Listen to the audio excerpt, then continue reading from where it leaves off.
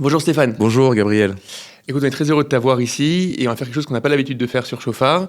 On va essayer de réfléchir à une solution ou des solutions qui existent au conflit israélo-palestinien. Et on a envie justement d'avoir ton avis et ton regard sur le sujet. Est-ce que tu peux te présenter très rapidement pour nous expliquer pourquoi tu as justement un regard qui peut être particulièrement intéressant ? Alors, je suis journaliste, je travaille pour plusieurs médias francophones, essentiellement des chaînes de télévision françaises et suisses. Et je vis depuis presque 25 ans à Jérusalem. Et je travaille aussi donc dans la région depuis près de 25 ans, ce qui m'a permis de sillonner vraiment tout le territoire et d'aller à la rencontre de toutes sortes de populations, à la fois d'Israéliens et des Palestiniens, et de réfléchir beaucoup à ce que pourrait être une solution en dehors des cadres, on va dire, généralement admis qui tournent tous autour de la solution à deux États. Aujourd'hui, ce qu'on va essayer de faire ensemble, c'est réfléchir aux différentes propositions qui existent dans le monde politique et intellectuel en Israël pour résoudre ce sac de nœuds impossible dans lequel on est, avec la Judée-Samarie, avec une population du côté arabe, du côté palestinien qui est extrêmement radicalisée, etc., ce qu'on a vu post-7 octobre. Mais dans un premier temps, je pense que c'est important de réfléchir à où on en est après le 7 octobre, qu'est-ce que la société israélienne a compris, et est-ce qu'aujourd'hui, dans la société israélienne, la solution qui jusque-là, post-Oslo, était une espèce d'évidence, deux États, etc., pour une grande partie de la population, où on se situe par rapport à ça ? Alors d'abord, les chiffres sont assez clairs. Il y avait une assez forte proportion des Israéliens qui étaient favorables à la solution à deux États, peut-être même à défaut, mais en tout cas qui étaient favorables avant le 7 octobre. Et le 7 octobre a tout changé. Maintenant, à peine 20-25% des Israéliens soutiennent une solution à deux États. Alors pour une raison très claire, c'est qu'aux yeux des Israéliens, l'expérience a été tentée. Le Hamas avait un État, avait un appareil d'État dans ses mains depuis 2005, depuis le retrait israélien, le retrait total sur la frontière internationale. Il y a une entité politique indépendante qui a été créée. On a bien vu après le 7 octobre que ce mythe d'une prison à ciel ouvert, d'un territoire qui était complètement hermétique, était faux parce que tout rentrait dans Gaza et même tout sortait. On a vu qu'il y a des combattants qui sont allés se former en Iran, au Liban, qu'il y a du matériel militaire en très très grande quantité qui a pu rentrer, du béton pour reconstruire les tunnels, etc. Donc il y avait une véritable forme d'autonomie du Hamas dans la bande de Gaza, une forme d'État palestinien dans la bande de Gaza, et ça a débouché sur ce qu'on sait donc sur le 7 octobre. En fait, cette autonomie a été mise à profit d'un projet militaire de grande ampleur qui vise in fine à la destruction de l'État d'Israël. Et donc ça, pour la majorité des Israéliens, même ceux qui étaient convaincus que la solution passait par un partage du territoire, par la création d'un État palestinien, eh bien, ça a prouvé au contraire que ça mettait en danger l'État d'Israël. Et Gaza se trouve environ à 70 km de Tel Aviv, mais si un État palestinien devait être créé en Cisjordanie, là les distances sont beaucoup plus courtes parce que Kalkilia, la ville la plus proche de Tel Aviv, se trouve à seulement 14 km. Ouais. Donc si ce territoire-là avait une autonomie, pouvait faire ce qu'a fait le Hamas dans la bande de Gaza, ça mettrait très clairement en danger le centre vital d'Israël, qui est la plaine côtière, l'aéroport de Ben Gurion, qui se trouve également tout près, Jérusalem, qui est entouré par la Cisjordanie. Donc c'est ce qui explique en grande partie la désaffection des Israéliens pour la solution à deux États. Je pense que ça vaut le coup d'expliquer déjà au niveau topographique. Je pense que la plupart des personnes qui n'ont pas été à Pedouel, ce qu'on appelle le Mirpeset Amdina, le balcon du pays, comprendre que les montagnes de Samarie dominent complètement toute la plaine côtière et tout ce qui est aujourd'hui le centre d'Israël avec la plupart de la population israélienne. Et tout est petit, on est dans un pays qui tient dans un mouchoir de poche. Et donc réfléchir en fait à un État palestinien qui, et c'est ce qu'on pense, se radicaliserait comme ce que Gaza s'est radicalisé. On sait déjà qu'aujourd'hui, il y a un pourcentage pas possible de personnes qui soutiennent le 7 octobre en Judée-Samarie, des personnes qui voteraient Hamas s'il y avait des élections en Judée-Samarie. Avoir un État qui dominerait en fait complètement tout ce qui est le centre névralgique d'Israël, c'est tout simplement prendre un risque qui est intenable pour un pays comme Israël. Alors oui, parce que les espaces sont extrêmement petits. Et Shimon Peres avait théorisé la fin des conflits traditionnels en expliquant que maintenant on n'avait plus à craindre, on n'avait plus besoin de profondeur stratégique parce que les guerres se jouaient avec des missiles de longue portée, etc. Ouais. Or on a vu que non. On a vu le 7 octobre qu'au contraire, c'était une forme de guerre à l'ancienne. On a même comparé ça à des razzias du début de l'épopée de l'islam, parce que les populations sont complètement entremêlées. Effectivement, les espaces sont très étroits. On parle de taille de guêpe par exemple, pour la région, qui s'étend de Tel Aviv jusqu'à Haïfa, qui est d'une certaine manière enserré, coincé entre d'un côté la mer, la Méditerranée, et de l'autre côté la ligne verte, c'est-à-dire la frontière avec la Cisjordanie. Et effectivement, il serait très facile pour un mouvement qui aurait eu le temps, qui aurait eu l'opportunité de s'organiser, de se développer, comme l'a fait le Hamas encore une fois à Gaza, de couper tout simplement le pays en deux, de couper les routes, les grandes autoroutes nord-sud qui traversent Israël. Et donc, effectivement, stratégiquement, c'est un vrai problème. Alors, c'est un problème qui avait été envisagé, bien sûr, au moment d'Oslo, au moment de ce plan de partage qui avait été élaboré entre les Israéliens et les Palestiniens dans les années 1990, et on avait posé comme préalable que l'État palestinien devait être démilitarisé. Mais on a vu aussi là que le contrôle de la militarisation d'un État palestinien est très problématique. Parce que comment est-ce qu'on peut s'assurer que des groupes dissidents, que des groupes terroristes ne s'organisent pas pour faire ce qui s'est passé le 7 octobre. Ouais, c'est ça, c'est-à-dire qu'en fait, on ne parle pas besoin d'avoir des missiles balistiques pour remettre en danger, c'est-à-dire ce qu'on appelle un missile Nuntet Neged Tank, un missile contre-tank, qui est quelque chose qui est assez facilement accessible, en fait, paralyserait complètement Israël. N'importe qui serait sur une montagne de Samarie pourrait viser n'importe quelle tour de Tel Aviv ou évidemment n'importe quel avion, etc. Absolument, ou alors des missiles plus rudimentaires, comme on l'a vu avec Gaza durant des années. En fait, depuis 2005, à plusieurs reprises, il y a eu des affrontements relativement forts en intensité, en 2008, 2012, 2014. Et à ce moment-là, tout le sud d'Israël était sous le feu de missiles relativement rudimentaires, assez faciles à fabriquer localement. On imaginerait mal qu'une telle pluie de missiles s'abatte sur les centres vitaux d'Israël. Ça pourrait paralyser le pays. Ce qui a été le cas d'ailleurs durant plusieurs jours depuis la guerre du 7 octobre. Mais pour Israël, c'est évidemment un risque stratégique majeur. En fait, ce serait demander à Israël de faire le pari que nous allons vivre face à une société complètement pacifiée, qui n'aura aucune velléité. Et malheureusement, Israël est totalement consciente du niveau de radicalité de la population qui est en face, et surtout que ça peut devenir un État proxy de l'Iran ou de qui que ce soit. Alors, il y a plusieurs avis qui s'opposent. Il y a une partie de la société israélienne et de la classe politique israélienne qui croit encore à cette option.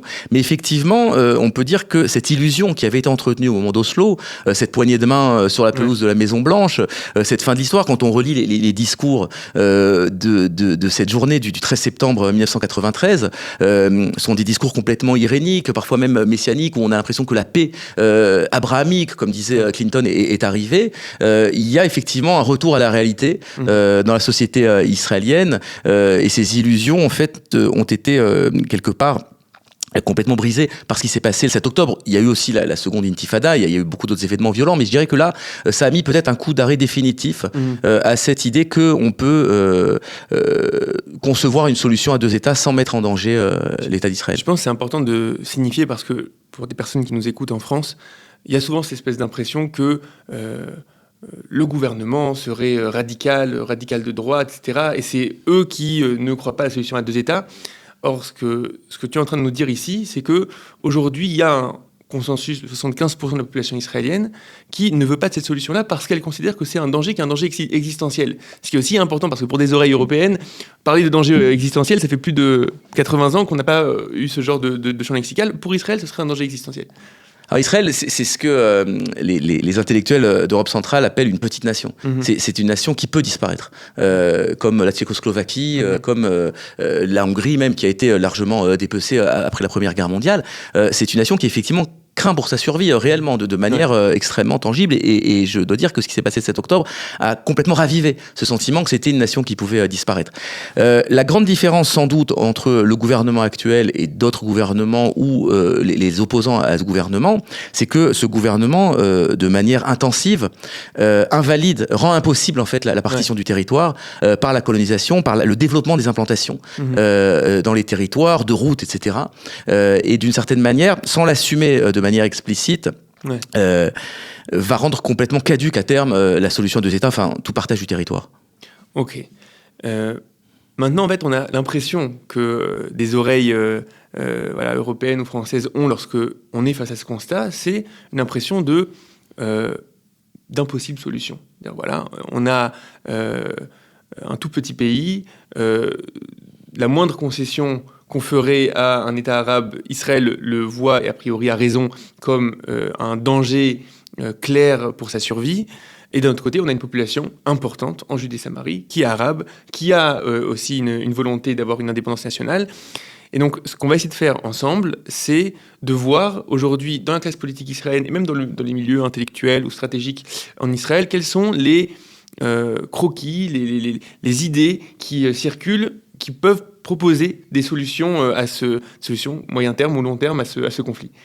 Alors, juste avant d'aborder les solutions, je voulais préciser tu parles d'impossible solution, je parlais plutôt d'impossible partage. C'est-à-dire que ce partage qu'on a tenté, en fait, depuis le début, quasiment, c'est-à-dire depuis 1937, avec le plan Pile, depuis le début de ce conflit, il s'est avéré inopérant, parce qu'effectivement, il y a eu cette crainte, surtout au fil des années des Israéliens, que la création d'un État palestinien, une souveraineté palestinienne ne menace l'existence d'État d'Israël. Mais il y a aussi, de l'autre côté, chez les Palestiniens, un refus du partage. On l'a vu à chaque fois, à chaque épisode aussi du conflit. Pour d'autres raisons, c'est parce que pour les Palestiniens, tout ça forme une entité, de la mer au Jourdain, comme on entend beaucoup maintenant, et que, d'une certaine manière, le sionisme, par essence, est illégitime, que c'est une forme de colonisation, même de remplacement de population, puisque les Juifs étaient très peu nombreux à la fin du XIXe siècle, et que maintenant ils représentent une part très importante, une majorité, en vérité, de la population entre la mer et le Jourdain, et que toute concession territoriale est une concession à ce colonialisme. C'est doublé également, et c'est très important à comprendre, d'un attachement quasi viscéral, en fait, des Palestiniens à la plaine côtière, c'est-à-dire ce qui est l'Israël légal. Pour les Palestiniens, le cœur de la Palestine, c'est pas Ramallah, c'est pas Naplouse, c'est pas Hébron, c'est Tel Aviv, Yafo, Haïfa, Lod, Ramleh, Safed, etc. Ça, c'est très important à comprendre. Alors maintenant, non, c'est important parce que tu dis, on va s'attarder là-dessus. Tu dis, on est face à deux narratifs qui sont extrêmement différents et qui les deux ont une vision totale finalement.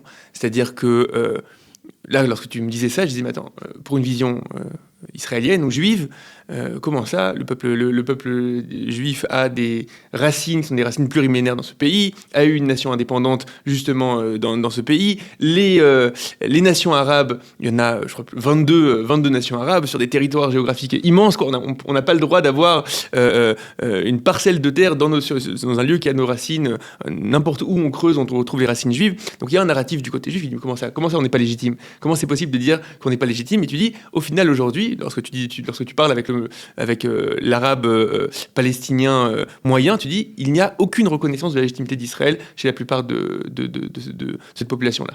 Alors déjà, il n'y a pas de reconnaissance de l'existence d'un peuple d'Israël, c'est-à-dire d'une nation israélienne, d'une religion, oui. Ça paraît très clairement, par exemple, dans la charte du Hamas de 1988, où les Juifs sont définis comme une religion, absolument pas comme une nation. Donc, comme ils ne sont pas une nation, ils n'ont pas le droit d'exercer une souveraineté nationale sur un territoire donné, et encore moins, bien sûr, sur le territoire de la Palestine. Alors, c'est pas partagé par tous les Palestiniens, des Palestiniens qui admettent qu'il y a une nation juive, mais qui, pour autant, n'a pas de droit sur ce territoire qui a toujours été, ou en tout cas depuis des temps immémoriaux, un territoire islamique.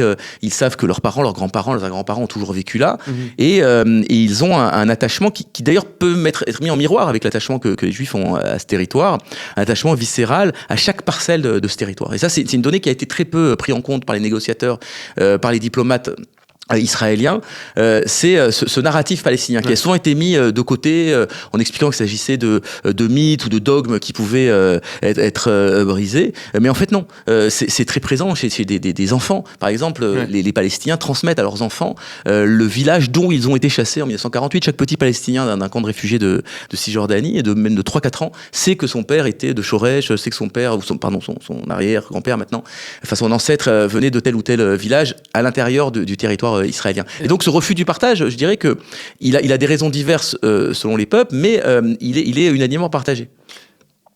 Est-ce que du côté palestinien, est-ce que c'est plus quelque chose qui est de l'ordre d'un nationalisme ou plus de l'ordre de ce qu'on appelle aujourd'hui du djihadisme? C'est-à-dire que le sujet, c'est pas qu'il y ait une nation palestinienne qui finalement n'a jamais existé en tant que nation indépendante, mais tout simplement, toute cette région est censée être Dar al-Islam, est censée être une terre d'islam, et on n'accepte pas qu'il y ait un autre pouvoir que l'islam sur cette région-là. Bon, c'est bien que dans l'islam, la notion de nation et de religion se confondent. Enfin, c'est très difficile de faire la part des choses. Il y a oui, un nationalisme palestinien. Ça, on peut le constater en se rendant tout simplement dans les territoires, en observant le paysage, en discutant avec des Palestiniens. Il y a des drapeaux, il y a une représentation, même avec l'autorité palestinienne, il y a un attachement très très fort à cette nation. Il y a un folklore, il y a un récit national, il y a une littérature, il y a une poésie, etc. Que ce nationalisme palestinien soit contemporain du mouvement sioniste, c'est vrai. Puis il ne préexistait pas finalement au mouvement sioniste, parce qu'au moment où le mouvement sioniste se développe, il n'y avait pas de nationalisme dans toute cette région-là. Il y avait un empire ottoman qui chapeautait tout, et les nationalismes datent quelque part aussi du sionisme, c'est-à-dire que l'État libanais, l'État syrien, l'État égyptien, tous ces États ont été créés à ce moment-là. C'est essentiellement au début dans la première moitié du XXe siècle. Mais oui, il y a un nationalisme extrêmement fort qui se confond effectivement avec un idéal djihadiste, et ce qui explique le succès du Hamas. Parce que faut bien comprendre que le Hamas est un mouvement populaire, c'est pas un mouvement marginal. Ça n'a rien à voir par exemple avec l'État islamique ou le GIA en Algérie. C'est un mouvement qui prend ses racines dans le peuple palestinien, qui est même au moment où je vous parle, malgré tout ce qui s'est passé, malgré les destructions qu'ont pu entraîner le 7 octobre à Gaza, qui reste extrêmement populaire et représentatif. Parce que c'est un mouvement qui parle justement peut-être à ces deux dimensions, à la dimension nationale et à la dimension religieuse qui encore une fois se confondent. Ok, j'ai envie d'ouvrir la question des Arabes israéliens en fait, parce que justement, comme tu es en train de nous exposer le fait qu'il y a ici une revendication, et on a l'impression qu'avec la partie arabe, mais qui vit en Israël, qu'on n'est pas face au même mode de confrontation. Comment tu analyses exactement ce qui s'est passé avec les Arabes israéliens ? C'est un sujet extrêmement intéressant et finalement central parce qu'il laisse aussi apercevoir une solution. Donc les Arabes israéliens sont les descendants des Palestiniens qui sont restés vivre dans l'État d'Israël après 1948, alors que quasiment les 9/10 des Palestiniens qui vivaient là ont été expulsés en dehors des frontières de gré ou de force de l'État d'Israël. Ils étaient au départ 10% de la population en 48, ils sont maintenant environ 20%, c'est un chiffre très stable. Ils ont la nationalité israélienne, ils sont complètement intégrés dans la société israélienne, d'ailleurs de façon assez remarquable, parce qu'ils occupent souvent des positions assez importantes. Et par exemple, juste un chiffre, il faut savoir que les meilleurs résultats au bac chaque année en Israël sont dans les lycées arabes israéliens, pas dans les lycées juifs. Donc c'est pour dire le niveau d'intégration aux Arabes israéliens. Et autre fait extrêmement notable, extrêmement important, après le 7 octobre, des sondages ont été réalisés dans toutes les communautés musulmanes du monde, et notamment dans les communautés musulmanes européennes, et le soutien ce qui s'était passé au Hamas oscillait entre 80 et 90%. Wow. Et il y a une exception, c'est Israël. Le soutien à ce qui s'est passé le 7 octobre est relativement fait par les Arabes israéliens. C'est à peine un tiers des Arabes israéliens qui cautionnent ce qui s'est passé. Okay. Et surtout, il n'y a eu aucune... Alors même qu'ils ont une liberté de circulation totale, ils habitent dans les mêmes villes ou très très proches, en fait, ils sont entremêlés avec les citoyens juifs. Il n'y a eu quasiment aucune, comment dirais-je, action violente contre des Israéliens, c'est-à-dire qu'ils n'ont à aucun moment embrayé sur la violence du 7 octobre, ce qui aurait très bien pu se produire. Il y a eu des émeutes quelques années auparavant, en mai 2021, mais là, on avait vraiment l'impression qu'ils se sont mis en retrait en fait de ce mouvement, qu'ils l'ont désapprouvé d'une certaine manière, même si ils ont bien sûr été solidaires des Palestiniens de Gaza lorsqu'ils ont dû affronter l'armée israélienne et toutes les conséquences en fait du 7 octobre. Mais effectivement, je dirais que les Arabes israéliens ont rompu avec cette idée que l'État d'Israël est illégitime, qu'il faut absolument poursuivre la conquête jusqu'à ce que la victoire advienne, etc. Ils ont accepté en fait la légitimité israélienne, même si bon, c'est un sujet en soi, on peut en parler très longtemps, mais de facto, effectivement, ils se sont insérés dans une forme de modèle israélien, tout en préservant leur identité, tout en préservant leur dignité, une vraie liberté, une représentation démographique et démocratique. Ouais. Et ça, c'est très important. Et encore une fois, quand on va aborder les solutions, ça annonce quelque part d'où pourrait venir la solution. Donc là, il y a clairement une différence fondamentale entre les Arabes israéliens et les Arabes de Judée-Samarie. Alors, je vais résumer ce qu'on a dit.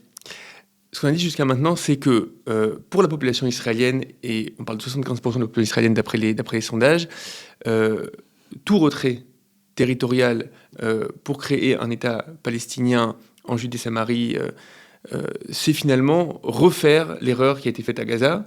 Ça veut dire qu'on va être face à un territoire qui est déjà radicalisé, qui va encore plus se radicaliser, et qui en plus pourra mettre un danger de survie sur Israël. Donc là, c'est du côté israélien. Et tu dis, du côté palestinien, le narratif est que from the river to the sea, c'est-à-dire que on n'accepte pas la présence d'Israël, y compris sur la plaine côtière, y compris évidemment à Jérusalem, etc. Et donc on est face à le sac de nœuds dont on parlait jusqu'à maintenant, qui est ok, alors quelle solution proposer ? Parce qu'au final, il y a quand même une population importante arabe en Judée-Samarie. Est-ce qu'Israël est capable de l'absorber complètement, de l'annexer complètement ? Est-ce que c'est viable démocratiquement, quelque chose comme ça ? Et donc là, ce qu'on va essayer de faire, c'est tout simplement présenter différentes solutions qui existent aujourd'hui dans le marché des idées en Israël et essayer d'analyser quels sont les plus et les moins. C'est quelque chose que je n'ai pas suffisamment vu qui se fait aujourd'hui en français. Ça existe pas mal en hébreu que ces présentations-là existent, mais on s'est dit que c'était une bonne idée de le faire aussi chez nous. Alors, Les solutions, on peut les borner en fait avec d'un côté la solution à deux États, c'est-à-dire de deux États indépendants qui vivent côte à côte, et de l'autre côté, à l'autre extrême, l'annexion du territoire. Et entre les deux, il y a des, on va dire, des solutions intermédiaires. Donc la première solution, c'est celle en fait qui a cours jusqu'à présent, c'est celle qui sur laquelle devaient déboucher les accords d'Oslo, même si aussi là il y aurait beaucoup à dire parce que les accords d'Oslo étaient très ambigus sur ce point. Ils ne mentionnaient pas du tout la création d'un État palestinien. C'est sans doute pour ça aussi que ça a aussi mal tourné. Mais en tout cas, il y a encore une partie de la société israélienne, donc essentiellement à gauche, même très à gauche, qui croit encore en la solution à deux États, une véritable solution à deux États, c'est-à-dire la création d'une entité palestinienne, souveraine, grosso modo sur les lignes de 1967, qui sont en fait les lignes de 49, le cessez-le-feu de 49, c'est-à-dire toute la bande de Gaza et toute la Cisjordanie, avec des accommodements mineurs qui permettraient d'intégrer des colons, c'est-à-dire des Israéliens qui vivent au-delà de la ligne verte, mais tout près de la ligne verte, et avec un échange de territoire qui, selon les négociateurs, permettrait d'intégrer la majeure partie en fait des Israéliens qui vivent en Cisjordanie, mais qui vivent sur les territoires contigus en fait à la ligne verte, en échange de peut-être des territoires du côté de Gaza, dans les aires du Negev, pour contrebalancer. C'est, on va dire, le paradigme qui est en vigueur depuis maintenant plus de 30 ans, depuis les accords d'Oslo. Dans le spectre politique israélien, je dirais que c'est Yair Golan qui représente, qui défend en fait cette option, donc d'une séparation étanche et en vérité d'une séparation ethnique. C'est-à-dire que, alors les Arabes israéliens resteraient vivre en Israël, mais il y aurait une espèce de séparation, comme il y a eu d'ailleurs avec la bande de Gaza, le long de la barrière de sécurité qui a d'ailleurs été pensée et construite par la gauche israélienne, par Ehud Barak, même s'il a été achevé par Ariel Sharon, et ces deux territoires étant censés vivre en paix. Alors quand on dit aux partisans de cette solution, mais alors justement, comment est-ce que vous allez vous assurer que ça ne tournera pas comme à Gaza? Ils répondent en général, bien que à Gaza, il y a des erreurs qui ont été faites au niveau du renseignement, qu'il aurait fallu préventivement frapper le Hamas, et que d'une certaine manière, c'est ce qui se passerait s'il y avait ce partage en deux États. Mais qu'est-ce qu'on entend en fait par là? C'est que cet État palestinien serait toujours sous surveillance en fait d'Israël, parce que il propose un État qui serait démilitarisé. Oui, il propose un État démilitarisé. Une bonne partie des Palestiniens, en tout cas au moment d'Oslo, mais même aujourd'hui, accepteraient en fait une telle option de démilitarisation de l'État. Il y aurait juste une police qui serait donc armée avec des armes légères, mais pas d'armées lourdes. Il y a aussi une condition qui est souvent posée pour cette solution à deux États, c'est qu'Israël conserve le contrôle de la vallée du Jourdain, c'est-à-dire en fait de la frontière entre la Jordanie et Israël pour éviter le trafic d'armes. Ehud Barak, donc qui était le partisan, qui est toujours d'ailleurs partisan. Ce serait la frontière entre maintenant c'est la frontière entre Jordanie et Israël, mais ce serait la frontière entre la Jordanie et l'État palestinien, absolument. Ça serait vraiment quelque chose qui serait un contrôle israélien derrière les lignes. Absolument. Alors Ehud Barak, en 2000, dans la phase finale de la négociation des accords d'Oslo, qui devait mener à un État palestinien, avait consenti à ce qu'il y ait simplement un contrôle sécuritaire israélien, renouvelable tous les 6 ans sur cette frontière. Donc voilà. Mais encore une fois, c'est une option qui existe toujours, qui est toujours défendue, car les partisans en fait de cette option pensent qu'il n'y en a pas d'autre, que de toute façon les Palestiniens ont droit à un État, et que tant qu'ils n'auront pas exercer une souveraineté sur ce territoire d'avant 67, qui, je vous le disais, ne correspond pas à grand-chose au niveau identitaire, mais bon, il est sorti en fait du conflit de la guerre d'indépendance de 49. Si on donne une souveraineté aux Palestiniens, alors ils consentiront à mettre définitivement fin au conflit, et ça leur permettrait de lutter contre leurs extrémistes. C'était la grande thèse d'Yitzhak Rabin. Moi, je vois deux oppositions a priori très claires à cette vision-là. Premièrement, le fait que c'est prendre un pari sécuritaire qui est incroyable, comme on a expliqué au niveau topographique, c'est faire en sorte que on ait toute la plaine côtière qui puisse être complètement dominée par ce futur État, etc., qui pourra devenir une base djihadiste de toute la région. Premier problème. Deuxième problème, c'est que il y a déjà eu ces propositions, et ces propositions ont toujours été refusées par le côté palestinien. Alors, sur le refus palestinien en 2000, il y a effectivement maintenant un consensus à gauche pour dire que Ehud Barak avait fait des propositions généreuses et que Yasser Arafat les a refusées. Les Palestiniens, eux, disent que c'est la question de Jérusalem qui a fait achoper ces négociations, parce qu'en fait, la question de Jérusalem est complètement inextricable en termes de partage. Parce qu'autant on peut imaginer un partage ailleurs, même si c'est assez difficile, entre Israéliens et Palestiniens, autant à Jérusalem, qui est une forme de quintessence finalement du conflit, le partage se jouerait sur quelques mètres carrés. Et pour vous te dire en fait l'absurde de la situation, à Camp David, il avait été envisagé, donc en 2000, de faire un partage, c'est une première je pense dans l'histoire mondiale, de manière horizontale, c'est-à-dire qu'en fait on avait dit que le haut de l'esplanade des mosquées devait revenir aux Palestiniens et que le sous-sol, donc le mur des lamentations, mais aussi ce sous-sol qui est censé contenir les vestiges du temple, reviendraient aux Israéliens. Et c'était le plus sérieusement du monde que les diplomates ont dressé ces cartes. Et donc, bon, ce que je raconte dans mon livre, clairement, Arafat a fait comprendre à Clinton que lui, il ne serait pas celui dans le monde arabe qui renoncerait à Jérusalem, que quelque part il mettrait aussi sa vie en danger s'il le faisait. Et c'est là-dessus que les négociations ont achoppé. Mais pour les Palestiniens, ce sont les Israéliens qui n'ont pas fait d'une certaine manière assez de concessions. Mais on voit bien que là, plus on s'approche finalement du cœur du conflit qui est Jérusalem, plus le partage est complètement impossible, effectivement. Maintenant, la logique de la gauche, c'est de prendre un petit peu le problème à l'envers, de dire c'est cette occupation des territoires, cette colonisation aussi, on va en parler, qui crée le conflit, qui crée le ressentiment, qui alimente l'extrémisme, le radicalisme chez les Palestiniens. Et dès lors que vous accepterez un compromis digne de ce nom, un retrait territorial significatif, à ce moment-là, le nationalisme et le radicalisme palestinien perdra sa substance, n'aura plus sur quoi s'appuyer, et ce sont les forces favorables à un arrangement territorial qui domineront la société palestinienne. L'impression que j'ai, c'est on est prêt à prendre ce pari qui est un pari fou pour notre sécurité parce qu'on ne voit pas en fait d'autres options. Absolument, c'est tout à fait vrai. Et il est certain qu'après Oslo, après l'intifada 2000 qui a été sanglante, alors maintenant on a l'impression qu'on la relativise parce qu'il y a eu autant de morts la journée du 7 octobre que dans toute l'intifada pendant 5 ans du côté israélien, et infiniment plus de morts évidemment dans les 2 ans qu'on suivi du côté palestinien à Gaza. Mais effectivement, c'est une solution de dépit. Et d'ailleurs relativement pessimiste, c'est-à-dire que c'est cette idée que les peuples ne peuvent pas coexister. Alors même qu'on en a parlé, au sein de l'État d'Israël, les peuples coexistent.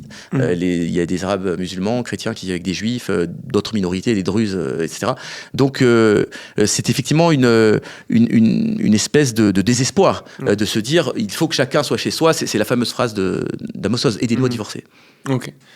Et on a finalement une baisse de la popularité de ce genre de solution déjà depuis l'intifada, et évidemment après le 7 octobre, une baisse claire de la popularité. Aujourd'hui, ce n'est pas une solution qui pourrait prendre le pouvoir en Israël et mener à quelque chose. Ok. Quelles sont les autres solutions qui existent sur le marché des idées ?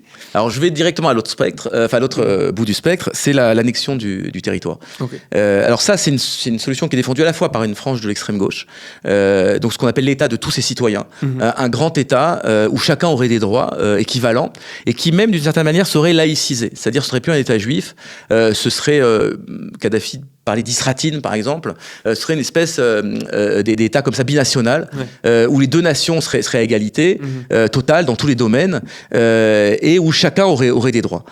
Et cette option, sous des modalités différentes que je vais expliquer, est aussi soutenue par une partie de l'extrême droite en Israël. C'est de dire voilà, tout ce territoire revient de plein droit au peuple juif. D'ailleurs, c'est le territoire historique de la nation juive, parce que la nation juive ne s'est pas forgée à Tel Aviv ou à Haïfa, elle s'est forgée à Hébron, à Jérusalem et à Naplouse. Absolument, c'est vraiment la colonne vertébrale identitaire d'Israël. D'ailleurs, quand on lit le livre d'Herzl, il ne peut pas parler de Tel Aviv qui a été créé 5 ans après sa mort, et une bonne partie du livre s'ancre à Jérusalem, d'ailleurs autour du temple reconstruit, etc. Donc c'est d'une certaine manière l'essence du sionisme selon cette vision, et il faut donc que ces territoires appartiennent de plein droit à l'État d'Israël, et que donc les citoyens qui y vivent acquièrent effectivement la nationalité, puisque les Arabes israéliens, qui sont eux de l'autre côté de la ligne verte qui disparaîtrait dans cette optique bien sûr, sont des citoyens, donc tout le monde doit devenir citoyen. Et là, il y a tout de suite bien sûr une opposition qui surgit, c'est le problème démographique, c'est-à-dire que on parle, alors selon qu'on inclut ou pas Gaza dans cette équation, mais même si on n'incluait pas Gaza, et a fortiori si on inclut Gaza, les Juifs pourraient devenir une minorité à terme, parce que ça ferait rentrer dans la démocratie israélienne au moins 2,5 millions de Palestiniens de Cisjordanie. Là-dessus, j'ai vu qu'il y a des discussions sur les chiffres. Absolument. Est-ce que les chiffres sont gonflés ou sont pas gonflés ? Est-ce qu'on est à 1,8 million ça, et il y a aussi il y a aussi un phénomène extrêmement important, c'est l'inversion des courbes de natalité, de fécondité. C'est-à-dire que maintenant les Juifs, et notamment parmi les Juifs qui habitent dans les territoires, un des records mondiaux de natalité, c'est les femmes des territoires, des implantations qui font plus, je crois, de 6 enfants par femme. Donc les Israéliens disons, le gouvernement israélien, depuis une bonne dizaine d'années, a décidé de jouer la montre. C'est-à-dire de dire, on va geler la situation, et ça pourrait conduire à terme à une annexion, parce que on deviendra de plus en plus nombreux, et on pourra se permettre alors d'annexer ce territoire. C'est un petit peu la situation, en fait, qui prévaut actuellement. La colonisation avance, c'est-à-dire qu'on est en train de poser les bases d'une annexion rampante. Il y a de plus en plus de gens qui sont encouragés à aller habiter dans ces territoires, notamment au moyen des routes, parce que les routes sécurisent les déplacements vers les implantations. Et donc, les Israéliens qui ne sont pas idéologisés, mais qui simplement recherchent un cadre de vie plus agréable, des loyers plus abordables, etc., vont être encouragés à aller s'installer. C'est exactement ce qui se passe actuellement en Israël. L'Israël de 67 est complètement saturé en termes de circulation, de prix de l'immobilier, de pollution, etc. Et donc, je dirais que ce surplus démographique se déverse tout naturellement maintenant vers ce qui a à proximité immédiate des grands centres urbains, c'est-à-dire de Tel Aviv et de Jérusalem, c'est-à-dire la Cisjordanie. Et le rapport démographique, petit à petit, mais de façon tout de même assez rapide, est en train de changer. C'est-à-dire qu'au moment où je vous parle, 25% des habitants de Cisjordanie sont juifs, alors qu'ils étaient 0% avant 1967. Donc cette tendance, en fait, encourage une partie de la droite et de l'extrême droite israélienne à dire on peut très bien aller vers une annexion, peut-être pas tout de suite, peut-être pas demain, mais à terme, en tout cas à moyen terme, parce que on n'aurait pas de problème démographique. Maintenant, même dans l'état actuel des rapports démographiques, ça voudrait dire qu'il y aurait peut-être 30% environ de la Knesset qui serait composée de députés arabes. Donc ça changerait d'une certaine manière le jeu politique israélien. Et surtout, quid de Gaza.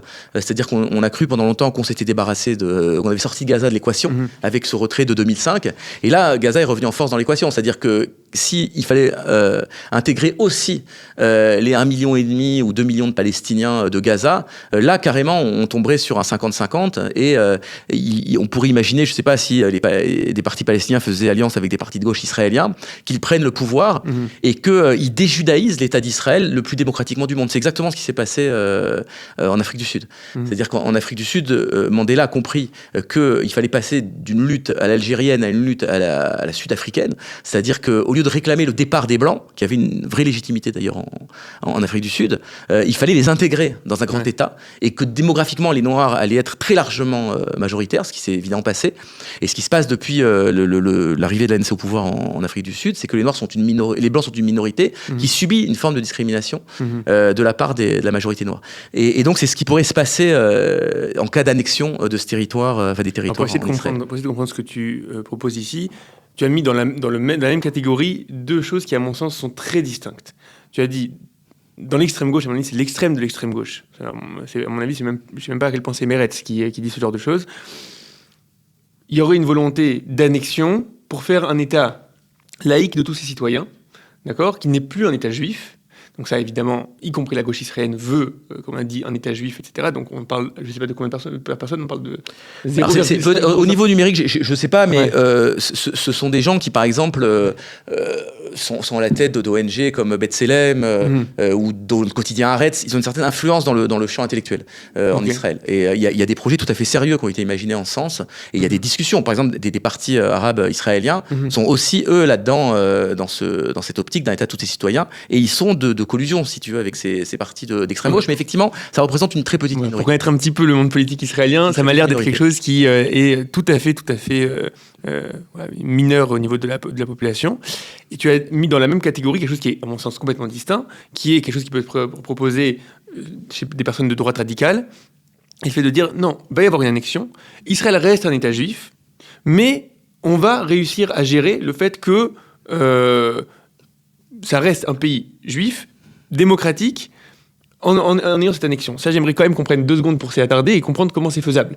C'est-à-dire qu'a priori, le seul moyen de faire ça, c'est en trouvant toutes sortes de solutions pour qu'il n'y ait pas une participation démocratique totale de cette population-là, ou en tout cas au début, pour pas avoir 40%, ou tu disais qu'il y avait même plus 50% d'Arabes à la Knesset. Alors là, on va arriver sur les solutions intermédiaires, c'est-à-dire entre ces deux options, de l'État palestinien ou de l'annexion. Effectivement. Alors d'abord, il faut savoir qu'il y a un débat, assez vif d'ailleurs, au sein des partis d'extrême droite en Israël, pour l'opportunité de ce qu'on appelle, dans ces milieux-là, d'appliquer la souveraineté, la ribonout en hébreu.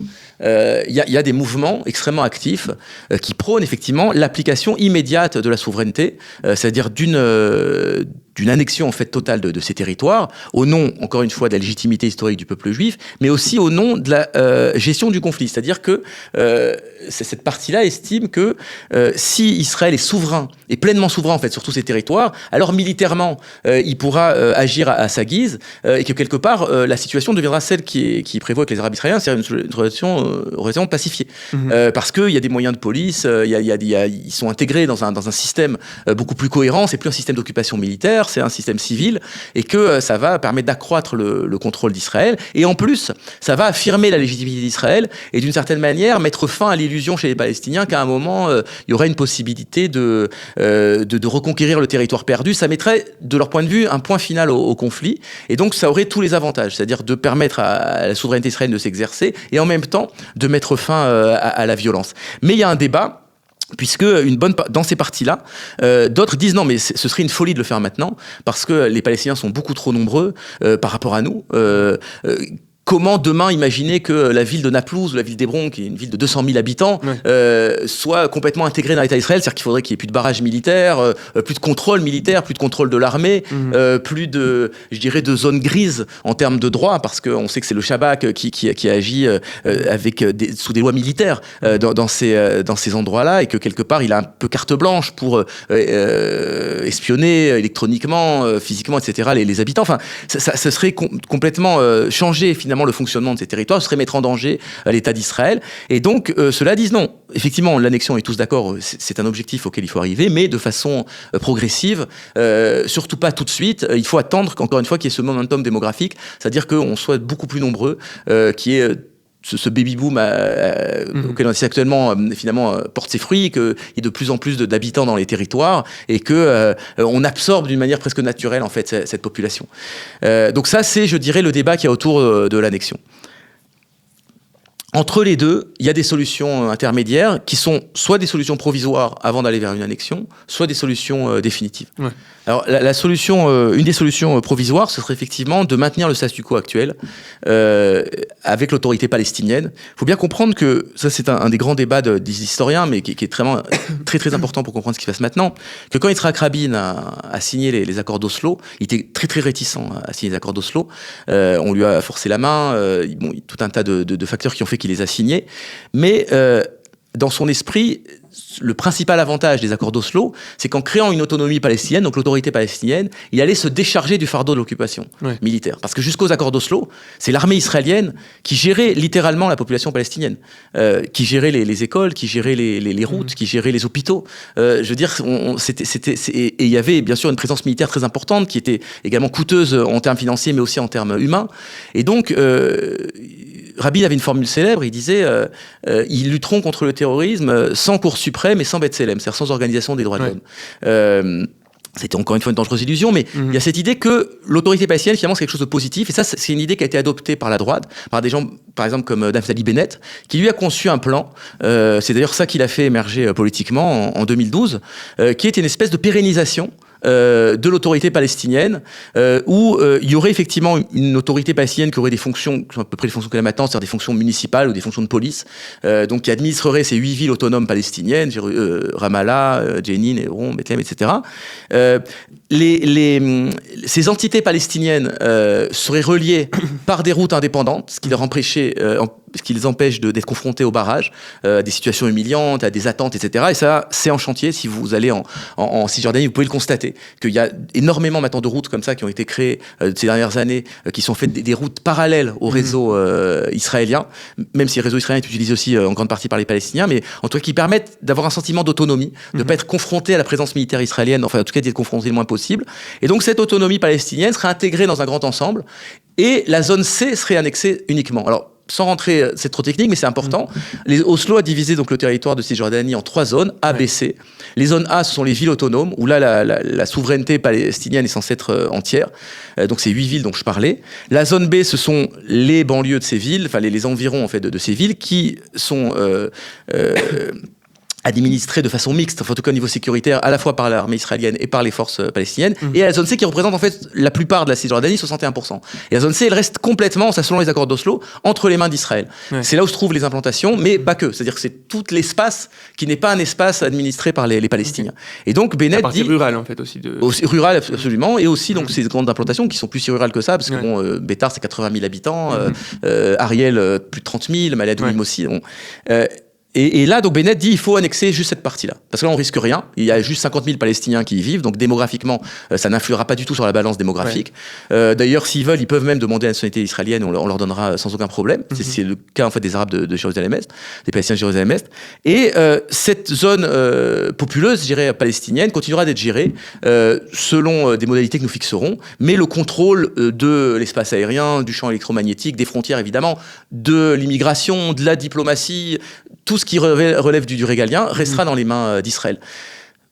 Peut-être de manière définitive, peut-être en attendant une annexion globale. Donc ça, c'est intéressant parce qu'en fait, c'est pas extrêmement loin finalement de la proposition à 2 États, juste c'est sur uniquement les 8 villes, d'accord. Et est-ce qu'on peut parler d'État? Est-ce qu'on peut parler d'autonomie? C'est-à-dire que c'est toutes ces, je lisais justement en préparation, je crois qu'il y a plus de 60 cas dans le monde d'autonomie au sein d'États sans que ça pose de problème à personne. C'est-à-dire qu'on a l'impression que pour des personnes qui ne sont pas forcément dans le domaine, on a l'impression que la seule manière d'exister, c'est sous forme d'État avec une indépendance totale. En réalité, ce n'est pas vraiment le cas. Il y a beaucoup d'exemples d'autonomie qui se gèrent au sein d'États qui, eux, par contre, ont le côté régalien, ont l'armée, etc. Effectivement, la sémantique est très importante. Qu'est-ce qu'on appelle un État ? Est-ce qu'un État, c'est ça ?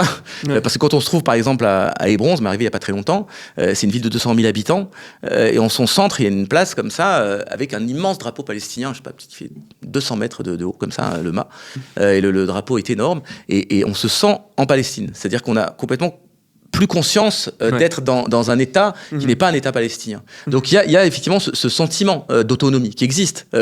Si un Palestinien en fait ne se déplace pas trop, il peut ne jamais croiser d'Israéliens en toute sa vie. Il va évoluer dans Hébron ou dans les alentours, etc. Il ne sera pas soumis à un sentiment comme ça d'occupation. Mais c'est pas pour autant un État. Un État, c'est une autonomie, je veux dire, qui a une armée, qui a. Mais en l'occurrence, même la gauche veut pas qu'il y ait. Absolument. Ouais. Mais c'est aussi la grande hypocrisie des accords d'Oslo. Ouais. C'est qu'à aucun moment, encore une fois, le mot État et la grande ambiguïté d'Oslo. Le mot État n'est pas mentionné. Et il y avait cet espoir que les Palestiniens se contenteraient de ça. Évidemment, ça n'a pas été le cas. Ouais. C'est pour ça que je dirais que le principal obstacle auquel se heurte le plan Bennett, ou ces plans qui s'approchent de ça, c'est est-ce que ça mettra fin au conflit ? Est-ce que les Palestiniens se contenteront de ça ? Ou est-ce qu'au contraire, ça entraînera une frustration et ça perpétuera le conflit ? Et c'est là où on touche vraiment aux racines de ce conflit. Mais en tout cas, c'est ce qui est privilégié, on va dire, c'est d'ailleurs ce qui a cours en vérité actuellement. C'est ce qui est en train de se passer sur le terrain. C'est-à-dire que l'autorité palestinienne est renforcée parce qu'Israël aide l'autorité palestinienne, c'est d'ailleurs une aide réciproque, mais à lutter contre le Hamas, qui reste une force extrêmement populaire et relativement puissante en fait en Cisjordanie. Elle l'aide quelque part à asseoir son pouvoir, même s'il y a énormément de friction sur tout un tas de dossiers, notamment sur les programmes scolaires, mais sur l'indemnisation des familles de terroristes, etc. Mais globalement, il y a une collusion qui est souvent dénoncée d'ailleurs par le Hamas entre Israël et l'autorité palestinienne, parce que les deux y trouvent leur compte.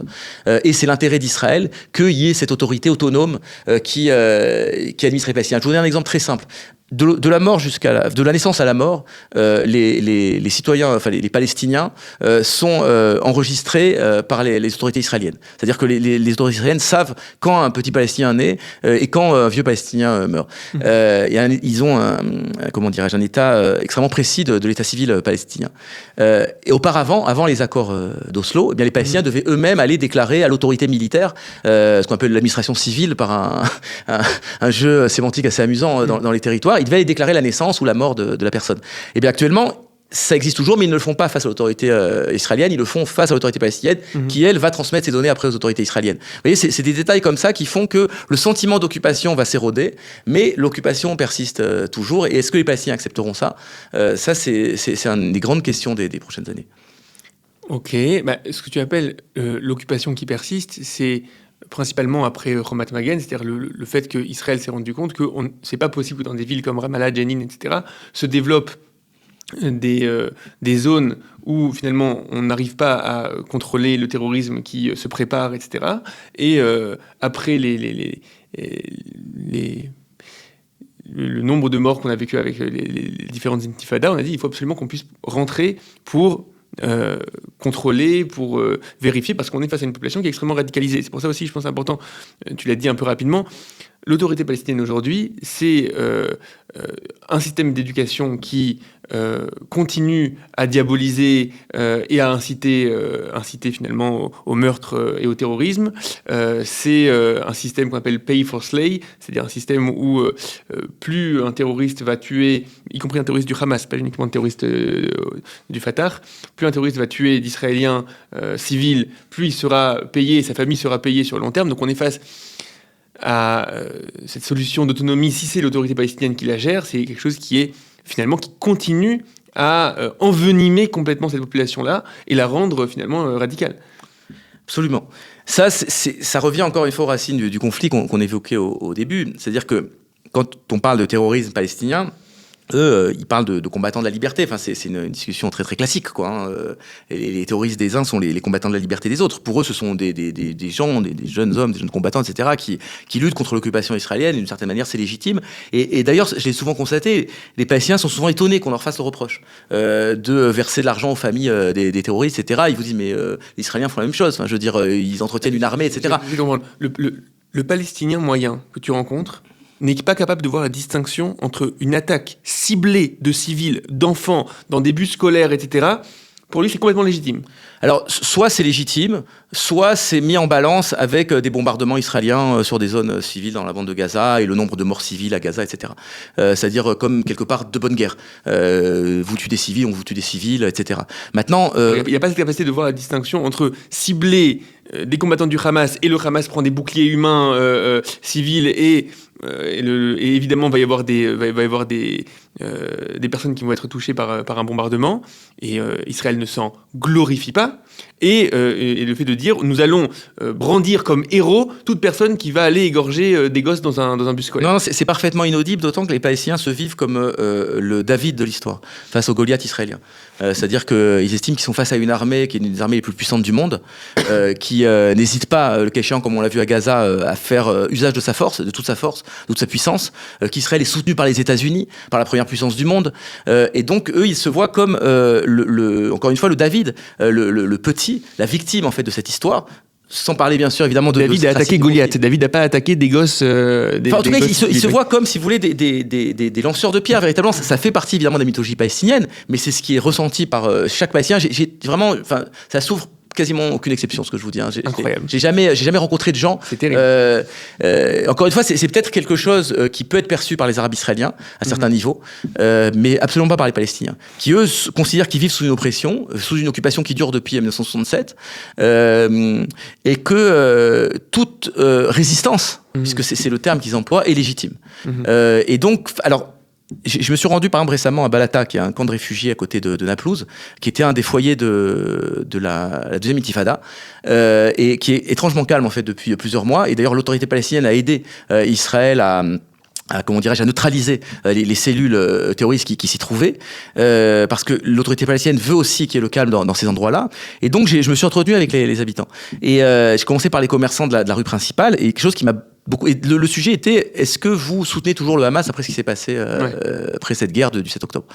Et les commerçants, donc on va dire la vox populi, c'est des gens qui peuvent parler assez librement, on parlait comme ça devant leur étal, donc bon, c'était visiblement pas quelque chose qu'ils avaient envie de cacher ou quoi. Ils disaient non, mais c'est ce qu'a fait le Hamas, c'est une grande erreur, parce que à cause d'eux, ils se sont confrontés à un ennemi beaucoup plus fort, et ça a entraîné des destructions terribles. Mais il y avait une partie significative, et donc parmi la jeunesse, qui pensait pas du tout ça, qui pensait que le Hamas avait bien fait, et que c'était légitime, et que toute résistance est légitime, et que s'il y a eu ce prix aussi fort à payer, c'est parce qu'Israël était brutal dans sa réplique, mais que ça ne sapait pas la légitimité de ce qu'avait fait le Hamas. Donc non, ça, il faut comprendre qu'on est face à des narratifs qui sont complètement antagonistes et que pour l'instant rien n'a réussi à réconcilier. Ouais, j'ai du mal j'ai du mal lorsqu'on présente ça comme des narratifs antagonistes, c'est-à-dire qu'on est face à une population qui a été tellement radicalisée que le niveau de barbarie qu'on a vu le 7 octobre peut être légitimé. Le niveau de les viols, les décapitations d'enfants, etc., c'est quelque chose qui peut être légitime parce qu'on est dans une démarche de résistance. Je pense que c'est quelque chose sur lequel il faut mettre faut dire, on n'est pas face à un narratif. C'est de la manière que lorsque je suis face à Daesh, je suis pas face à un narratif, je suis face à quelque chose qui est monstrueux, qui est une monstruosité, qui est une radicalisation qui fait peur. J'aimerais qu'on revienne maintenant aux différentes solutions qu'on a proposées. Donc là, on était dans ce que tu as appelé la solution intermédiaire, qui est l'autonomie. C'est-à-dire, en fait, c'est pas vraiment un État, c'est une autonomie. Il y a quand même une dimension qui est une dimension où ils peuvent gérer leur destinée, leur éducation, etc. Ça peut se faire par l'autorité palestinienne, ça peut se faire aussi par d'autres biais. J'aimerais qu'on passe dans l'autonomie, il y a aujourd'hui des intellectuels qui parlent de ce qu'ils appellent le programme des Émirats, ou la cantonisation. Est-ce que tu pourrais m'expliquer un petit peu de quoi il s'agit ? Alors ça, c'est un projet qui est alternatif en fait à l'autorité palestinienne, notamment pour les raisons que tu viens d'évoquer. Des gens pensent que l'autorité palestinienne n'est pas fiable et que quelque part elle entretient le conflit plutôt que de le résoudre, de l'apaiser, et que donc il faudrait changer d'optique en s'appuyant sur des... Alors, il y a plusieurs options, je vais essayer de les mentionner brièvement. Il y a d'abord une option qui est soutenue par un islamologue qui s'appelle Mordechai Kedar, qui dit en fait les Palestiniens c'est pas vraiment une nation, c'est un agrégat de tribus et il y a les tribus d'Hébron, et les tribus de Naplouse, les tribus d'ailleurs de Ramallah, qui s'aiment pas trop entre elles, etc., qui ne se marient pas entre elles. Ouais. Bon. Et donc, en fait, on va confier l'administration de ces tribus à des chefs tribaux, à des émirs. On va créer des émirats, il y aura l'émirat d'Hébron, il y aura l'émirat de Ramallah, il y aura l'émirat de Naplouse. Ils répondront directement devant l'autorité israélienne, ils auront une forme d'autonomie, ils administreront leur population, il y a un droit coutumier, ils auront leurs tribunaux, etc. Mais évidemment, ils seront complètement dépourvus de toute fonction régalienne, en échange ils seront intégrés en fait dans les accords d'Abraham. Ça c'est une nouveauté qui a été mise au jour très récemment, il y a quelques mois. Ils feront partie des accords d'Abraham, donc ils jouiront du progrès économique qui sont censés entraîner les accords d'Abraham, et en même temps ils vivront selon leur identité profonde, selon leur tradition, en bonne intelligence avec leurs voisins juifs. Il faut savoir qu'il y a des Palestiniens, et non des moindres, qui ont répondu favorablement à cette initiative. C'est plusieurs années que j'ai fait des reportages sur le clan Jabari à Hébron, qui est un clan très important de la ville d'Hébron. Et d'ailleurs, j'ai réalisé un grand reportage sur ce sujet, et j'ai tenu à aller rencontrer le Cheikh Jabari dans la ville d'Hébron et dans une mosquée, dans la mosquée où il prie. Et c'était pour Arte. Et je l'ai filmé dans sa mosquée, et j'ai pu constater qu'il jouissait d'une très grande popularité dans le quartier, etc., dans toute cette ville d'Hébron qui est très très importante pour les Palestiniens, qui est la plus grande ville arabe palestinienne, avec 200 000 habitants, de très loin d'ailleurs. Et donc il est très légitime, et lui il dit depuis très longtemps, depuis plusieurs décennies maintenant, je comprends qu'en fait toute cette histoire de création d'un État palestinien c'est une impasse qui nous conduit finalement de plus en plus de souffrances, de barrages, de répression militaire, etc., qu'il faut sortir de là, qu'il faut reconnaître aux Juifs leur légitimité, qu'ils ont selon le Coran, parce que bon c'est effectivement mentionné à plusieurs reprises dans le Coran, il va jusqu'à là, il va jusqu'à dire qu'il y a une légitimité juive dans le Coran. Il y a un courant dans l'islam, c'est pas tout à fait marginal, il y a un vrai courant, vous avez reçu Eliezer Cherki, vous en a parlé. Il y a un courant, il y a des imams au Koweït, des imams en Jordanie, en Égypte, à Al-Azhar, etc., qui disent oui, effectivement, il y a une lecture du Coran sioniste, d'une certaine manière. Et donc, lui, il la partage. Et d'ailleurs, c'était d'une certaine manière aussi la lecture de Faisal quand il a signé l'accord avec Weizmann, où il dit, en 1919, il dit explicitement que les Juifs ont une légitimité, qui sont de retour sur cette terre, que ce n'est pas un peuple colonisateur, c'est pas un envahisseur. Et donc, fort de ce soutien en fait de ces clans Jabari et d'autres clans à travers la Cisjordanie, il y a effectivement un groupe autour du Likoud, de Nir Barkat, notamment l'ancien maire de Jérusalem, qui promeut cette option des Émirats. Alors moi, ce que j'y vois en fait comme frein, c'est que d'abord, je suis pas tellement convaincu par cette histoire de tribu. Je connais quand même assez bien la société palestinienne, c'est une société qui est quand même en voie de modernisation avancée. Je suis pas non plus convaincu que les jeunes, quand ils se rencontrent à Birzeit ou à l'université d'Hébron, se marient pas ensemble, même s'ils sont pas exactement du même village.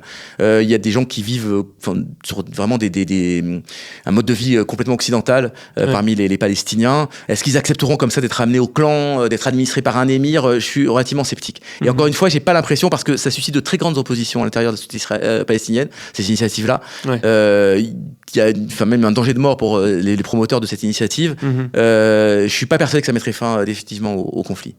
Ce que dit le docteur Mordechai Kedar, c'est que face à l'islamisation, il n'y a que l'ordre des clans, des familles, etc., qui arrivent finalement à faire barrage face à l'islamisation. Et il prouve que, de manière générale, au Moyen-Orient, les pays qui n'ont pas implosé, les pays qui fonctionnent, c'est des pays qui sont avec une tradition politique qui se fait autour du clan. Et lui, il pense que c'est vrai dans le Moyen-Orient, ce serait vrai aussi en Israël, et ça permettrait finalement à la vision djihadiste, islamique, etc., finalement d'être freinée par ces clans-là.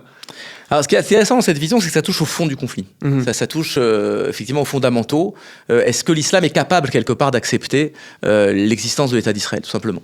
Est-ce qu'elle est capable de s'accommoder du sionisme? Est-ce que ce retour, en fait, du peuple d'Israël sur sa terre peut être conciliable avec la volonté hégémonique, quelque part, qui est propre à l'islam? Cette volonté de répandre, en fait, l'islam dans le monde. Et est-ce que l'islam peut accepter qu'une terre qui a été islamisée pendant très longtemps, pendant plusieurs siècles, ne le soit plus, et soit en voie de désislamisation, ce qui est le cas en Israël. Il faut bien comprendre que ça, c'est parfaitement original au niveau mondial. C'est-à-dire qu'en fait, l'islam progresse partout, sauf ici, en termes démographiques. C'est-à-dire qu'il y a de plus en plus de musulmans quasiment dans tous les pays du monde, en proportion, sauf ici, où c'est une décrue.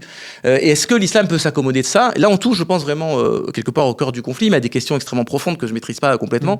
Mais effectivement, je pense que pour aller vers une solution, c'est vers ce type de dialogue qu'il faut aller. C'est-à-dire qu'il faut poser le problème vraiment en ces termes-là, en des termes quasiment théologiques, en tout cas civilisationnels.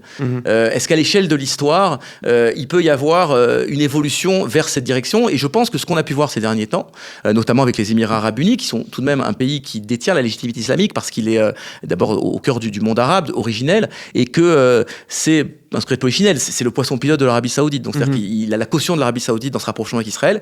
Et c'est un rapprochement qui se fait non pas de tribu, mais d'un État extrêmement moderne en développement, qui est ce sont les Émirats arabes unis, avec Israël, sous des modes extrêmement classiques, en fait, de relations entre États, de coopération stratégique, économique, etc. Et on sent que c'est un rapprochement extrêmement sincère, qu'il n'y a pas cette espèce de rancœur que peuvent avoir, par exemple, les Égyptiens ou les Jordaniens par rapport à Israël, même s'ils ont dû signer un peu sous la contrainte américaine. Là, non, on est dans quelque chose de complètement différent, de beaucoup plus assumé. Et il y a déjà entre ces deux pays des dialogues qui se nouent à ce niveau-là. Tu dis que c'est un dialogue qui est aussi religieux, qui absolument, la légitimité même au sein de l'islam, le fait qu'il puisse y avoir un peuple d'Israël. Absolument. Et ça, c'est une conviction que j'ai depuis très longtemps, c'est que c'est par là que viendra la paix. Et que la solution institutionnelle suivra. Elle découlera quelque part de cette réconciliation. Et ce que je trouve qui est intéressant, que tu as dit à propos de la famille Djabari à Hebron, c'est que jusque-là, je me disais, de loin, les Émirats arabes unis, eux, qui ne sont pas au sein même du conflit, sont capables de développer une vision de l'islam qui donne une légitimité à Israël, au fait que les béné Israël, que les fils d'Israël reviennent. Mais je ne savais pas qu'il y a des voix comme ça au sein même de la population palestinienne. C'est pour ça que quelqu'un aussi important que le clan de Djabari, c'est quelque chose qui pour moi est nouveau et important. Non, Djabari, je pourrais donner la référence du reportage sur YouTube. On le voit avec des représentants du Conseil des implantations de Judée-Samarie. Ouais. À l'époque, c'était, je crois, Gershon Messika. Une rencontre à Jérusalem que j'ai filmée pas très loin d'ici. Il y a une véritable amitié et en tout cas un véritable dialogue qui se noue sur cette possibilité d'exister ensemble. Parce que d'une certaine manière, ce qu'on disait avec les Arabes israéliens, il n'y a pas d'incompatibilité génétique à la coexistence entre juifs et arabes nulle part, quoi, et surtout pas ici. Ouais. On voit très bien qu'à l'intérieur de l'État d'Israël, les juifs et les arabes prospèrent ensemble, ils ne s'affrontent pas. Il y a encore une fois 20%, c'est considérable, de la population israélienne qui n'est pas juive, qui est essentiellement musulmane. Et au quotidien, ça se passe très bien. Je dis pas que c'est parfait, c'est pas un monde idéal, mais globalement, ça se passe très bien. Sans violence, en tout cas. Et on ne va pas vers la violence. Au contraire, on va vers un modèle de plus en plus intégratif. Et pourquoi est-ce que ce modèle ne pourrait pas s'étendre finalement à tout le territoire? C'est un peu ça, cette vision. Mais encore une fois, ça implique, je pense, de régler le contentieux de base qu'il y a entre le sionisme et le monde arabe. Ok, donc là, on était dans la solution intermédiaire que tu as appelée finalement une autonomie, c'est-à-dire quelque chose qui n'est pas jusque l'État, mais qui d'un autre côté ne demande pas d'absorber par l'État d'Israël une démographie extrêmement importante, parce qu'ils restent dans leur autonomie. Ils, a priori, pourraient voter, j'imagine, au sein de dans l'autorité palestinienne, il n'y a plus de vote depuis, je crois, 20 ans, mais ils pourraient voter pour se gérer de l'intérieur, etc. Au sein de ça, il y a soit ça se fait sous forme d'autorité palestinienne, soit ça se fait sous forme d'émirats ou d'autres types de leadership. Dans la classe politique israélienne, tu dirais que qui prône ce genre de solution? C'est du Likoud? C'est du Likoud. C'est Nir Barkat qui qu'il a promu, qu'il a organisé, puisque il a publié une lettre de plusieurs dignitaires, donc liés du clan Jabari et liés au clan Jabari, qui ont publié donc cette lettre en disant qu'ils étaient favorables à cette option. Mais pour l'anecdote, j'ai essayé de les joindre pour réaliser un reportage, c'est complètement impossible.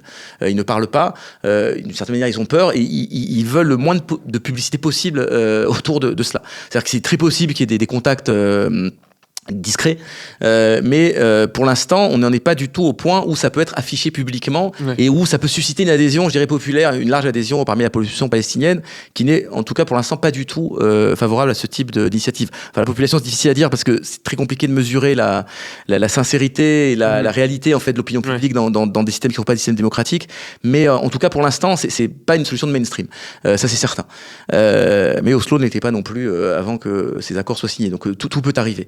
Donc ça, je dirais, oui, c'est l'option qui est favorisée par la droite mainstream israélienne, par le Likoud. Ok, donc ça c'est le côté plus la cantonisation, etc. Mais tu dis le côté autonomie, c'est ce qu'on va retrouver aussi chez Bennett, on va retrouver... Voilà. Alors il y a une autre solution pour aussi donc intermédiaire, qui est proche en fait de cette histoire d'émirats, qui est peut-être plus rationnelle, plus occidentalisée, c'est la cantonisation sur un modèle suisse.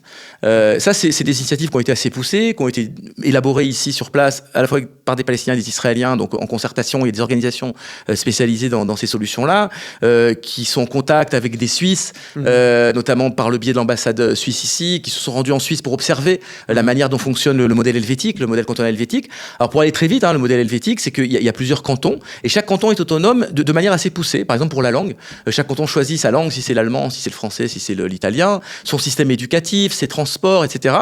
Mais le régalien appartient donc est délégué à Berne par un gouvernement donc confédéral. Et donc ces groupes-là ont imaginé d'appliquer en fait la même chose ici, c'est-à-dire en fait d'abolir la ligne verte, de considérer le problème de façon globale, le territoire de façon globale entre la mer et le Jourdain, et de dire voilà, on va le découper en cantons, des cantons juifs et des cantons arabes. Chaque canton sera autonome, donc pourra encore une fois administrer son problème, ses questions éducatives. Par exemple, il y aurait des cantons Haredi autour de Mnebrak. Donc là, ils auraient la main sur leur... parce que l'idée aussi, c'est que ça puisse régler les tensions qu'il y a dans la société israélienne entre les différentes communautés, parce que la société israélienne est aussi une communauté d'une certaine manière en conflit. Et donc, il y aurait des cantons Haredi, il y aurait des cantons laïcs, il y aurait des cantons sionistes religieux, et puis il y aurait des cantons palestiniens, etc. Et donc, chaque canton aurait son autonomie, ce qui réglerait quelque part ce problème qui gère le pouvoir, qui gère la... Alors, qui gère le régalien, c'est ça qui n'a jamais été réglé. C'est que... ils ont imaginé qu'il y aurait des grandes commissions autour des problèmes de l'eau, autour des problèmes de l'environnement, qui sont des problèmes un peu cantonaux. Mais effectivement, on voit très mal comment Palestiniens et Israéliens pourraient se mettre d'accord sur une politique d'immigration commune. On sait que l'immigration est réservée aux seuls juifs en Israël par la loi du retour, sur une diplomatie commune, sur une armée commune. Vous voyez, donc qui aujourd'hui dans le monde politique parle de ça? Alors ils ont quelques relais au sein du Parti travailliste. Ils ont quelques relais aussi au sein des partis de droite, voire donc d'extrême droite, qui eux sont favorables encore une fois à une annexion, mais qui ne serait pas une annexion en fait, je dirais radicale, c'est-à-dire où les Palestiniens auraient le droit de vote, mais ça permettrait quelque part de créer une réalité d'annexion, puisque tout le territoire serait ouvert, il y aurait plus d'histoire de territoire occupé ou pas occupé, tout le territoire aurait le même statut. J'imagine qu'à droite ce serait une cantonisation, mais en gardant complètement l'État juif, oui, alors justement, parce le régalien entre les mains juives, mais parmi ces projets-là et parmi les projets de cantonisation de droite, il y a cette idée qu'il faut atténuer le danger démographique en sous-estimant la représentation palestinienne. C'est-à-dire qu'en fait, chaque canton enverrait, comme c'est le cas en Suisse, des délégués à un parlement national, mais le nombre de délégués envoyés par 1000 habitants serait beaucoup plus faible chez les Palestiniens que dans les cantons palestiniens et israéliens. Donc dans cette optique-là, il y aurait une forme d'inégalité qui perdurerait. Donc on voit que c'est effectivement relativement utopique. Mais ça a le mérite quand même de nous sortir en fait, de cette sempiternelle solution à deux États qui n'a pas marché. Ok. La Jordanie dans tout ça, parce que je pense que c'est quand même un acteur assez important. Il faisait partie finalement de l'Empire britannique et du mandat britannique surtout sur la région. On sait que la population palestinienne en Jordanie est majoritaire. Est-ce qu'il y a aujourd'hui des personnes qui pensent ça, qui réfléchissent à ça? Alors de moins en moins, ça c'est une très très vieille idée de la droite israélienne, ce qu'on appelle Mhm. l'option jordanienne, c'est de dire, après 67, de dire voilà, on n'acceptera pas la création d'un État palestinien dans le territoire qui a été conquis. Encore une fois, on a une légitimité historique, on veut y implanter non seulement des bases, mais aussi des civils qui vont se reconnecter avec les lieux fondateurs de l'identité juive, comme Hébron, Naplouse, etc. Mais il faut trouver un système politique, il faut trouver une issue. Donc on va instaurer une forme de cogestion en fait avec la Jordanie, qui était souveraine sur ce territoire auparavant, donc en 67. C'est-à-dire que les Palestiniens conserveront leur passeport jordanien. Ils avaient un passeport jordanien avant 67, puisque ils étaient citoyens de plein droit jordaniens. Donc ils continueront à le voter dans le Parlement jordanien. Mais ils auront un droit de résidence en Israël et on instaurera une forme de cogestion sécuritaire dans le territoire. C'est un petit peu ce qui se passe, encore une fois, à une échelle très réduite, mais c'est vraiment, encore une fois, le conflit en miniature à Jérusalem sur l'esplanade des mosquées. C'est-à-dire que le Waqf, qui est dirigé par la Jordanie, co-gère cet endroit avec la police israélienne, avec les autorités israéliennes. Là, d'abord, la Jordanie est très très préoccupée aussi par le problème démographique. La Jordanie, vous savez que c'est une entité qui a été créée par l'Empire britannique, mais que la famille régnante, la famille royale, ne représente entre 20 et 25% de la population, c'est tout. Donc c'est des dynasties bédouines, descendantes du prophète. Tout le reste de la population sont essentiellement des Palestiniens, et notamment des Palestiniens qui ont été exilés après 48 et dans une moindre mesure après 67. Et donc, si en plus on rajoutait comme électeurs les Palestiniens de Cisjordanie, là vraiment la famille régnante se retrouverait en toute petite minorité. Alors, encore une fois, c'est pas une démocratie, c'est un État qui est extrêmement contrôlé à la fois au niveau policier, mais aussi au niveau électoral. Mais ça pose aussi le problème et c'est un des grands problèmes d'Oslo, de l'ethnocentrisme en fait souvent israélien dans cette histoire, c'est-à-dire qu'on a tendance à plaquer des solutions sans tenir compte du narratif de l'autre ou de la position de l'autre. Et en l'occurrence dans cette affaire d'option jordanienne, il est très peu probable que les Jordaniens acceptent l'option jordanienne. C'est-à-dire que les Jordaniens, c'est-à-dire que le pouvoir jordanien accepte, parce qu'il est minoritaire. Mais si un jour, je ne sais pas quand, si un jour ce pouvoir-là tombe et que finalement on arrive à une démocratie jordanienne qui sera majoritairement avec une population palestinienne, ça redevient quelque chose auquel il faut réfléchir. Alors il y a eu des tentatives de déstabilisation du pouvoir jordanien par Israël. Il y a un vrai débat là-dessus en Israël parce que effectivement certains estiment que ce serait la solution et que si le roi abdiquait, les Palestiniens auront un État. D'autres estiment que c'est extrêmement dangereux parce que ça créerait une déstabilisation qui pourrait conduire, les frères musulmans sont très puissants en Jordanie, à un État islamique aux portes d'Israël. Avec la plus longue frontière. Absolument. Et enfin et surtout, je dirais, rien ne dit non plus que ça réglerait le problème du conflit israélo-palestinien. Parce que rien ne dit que parce qu'il y a un État palestinien en Jordanie, les Palestiniens de Jordanie renonceraient à la Judée-Samarie. Et surtout, encore une fois, on y revient toujours à Jérusalem. Ok. Donc je vois que dans ta manière de présenter cette solution jordanienne, elle existe dans la carte politique israélienne. Il y a des gens qui aujourd'hui... De moins en moins, elle était très soutenue par Ariel Sharon, mais il avait tenté, lui, de créer ce qu'on appelle la Ligue des Notables, dans les années, je crois, 70, début 80, c'est-à-dire des maires qui, d'une certaine manière, des maires MAIRE de grandes villes palestiniennes qui accepteraient d'exercer une forme d'autorité en collaboration avec Israël, et ça a été un échec total du point de vue électoral. Ok, très bien. Il y a quelques personnes un peu out of the box qui proposent des idées intéressantes. Il y a par exemple l'idée qu'on a lue chez les Bitronistim à propos du nord du Sinaï. Est-ce que tu pourrais un peu nous expliquer de quoi il s'agit ? Alors ça rejoint, à la fois c'est un peu une solution hybride peut-être entre le plan Bennett et le plan Trump, dont on va parler aussi. C'est de dire, voilà, finalement ils ont le droit à un État, c'est vrai, mais pas là où ça nous arrange, c'est-à-dire pas en Judée-Samarie ou pour les raisons dont on a parlé, c'est dangereux. Voilà. Les sécuritaires, c'est un groupe donc d'anciens militaires, souvent de haut gradés, qui ont monté une organisation qui propose des alternatives pour régler sur le long terme le conflit avec les Palestiniens. Et donc ils recensent tout un tas de solutions et ils créent aussi des solutions originales, notamment celle-là, ce qu'on appelle le New State, nouvel État. C'est de dire, voilà, les Palestiniens peuvent exercer absolument une autonomie politique, même de plein droit, avec un port, avec une armée, un véritable État, mais pas ici, pas aux portes de l'Israël, du cœur de l'Israël économique, Tel Aviv, etc., à Jérusalem, mais à Gaza, dans une Gaza reconstruite, une Gaza élargie, qui serait élargie en fait sur le nord du Sinaï, vers la région de Rafah, et après jusqu'à Al-Arish.